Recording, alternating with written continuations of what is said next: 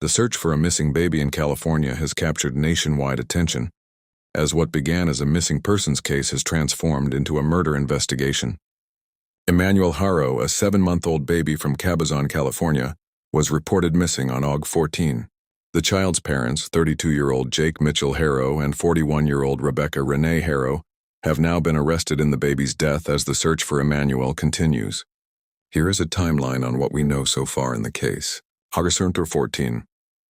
At approximately 7:47 p.m. on August 14, a 7-month-old child, identified as Emmanuel Haro, was reported missing after the child's mother, Rebecca Haro, reported being attacked outside a retail store on Yucaipa Boulevard, the San Bernardino County Sheriff's Department said in a statement.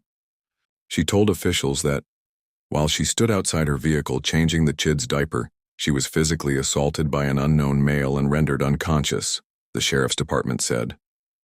When she woke up, the child was gone, the mother told officials.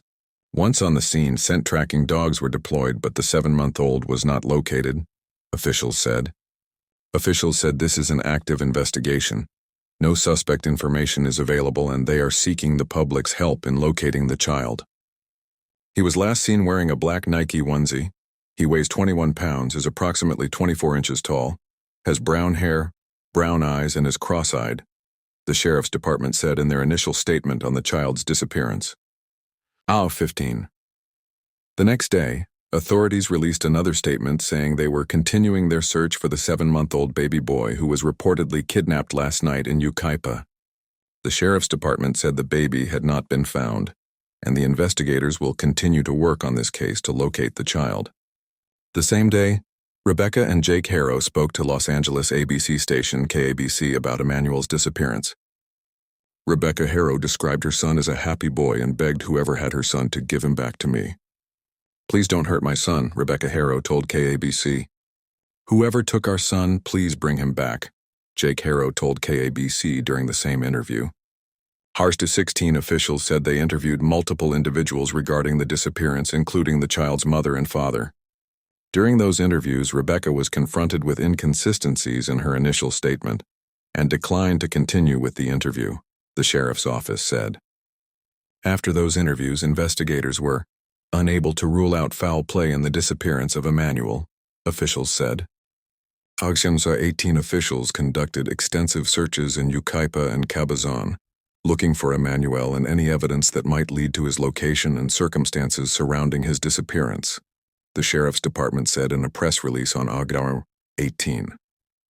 The officials have also served several search warrants at the Haro home and are reviewing a large amount of surveillance video from the areas of interest. August 19 officials said they are looking into a reported sighting of Emmanuel Haro in Kern County, saying no information on where in Kern County was provided. The same day, Jake Haro's attorney, Vincent Hughes, provided a statement to ABC News, saying both parents seek answers about their missing child and that the father is fully cooperating with law enforcement and investigators. August 20. Jake and Rebecca Haro are seen leaving the Riverside Superior Juvenile Courts on August 20, while the search for their child continues. August 22. Jake and Rebecca Haro were arrested at their residence in Cabazon for the murder of their son, officials said. Based on the evidence, investigators determined a kidnapping in Yucaipa did not occur. It is believed Emmanuel is deceased and the search to recover his remains is ongoing, the Sheriff's Department said in a statement after the parents' arrest.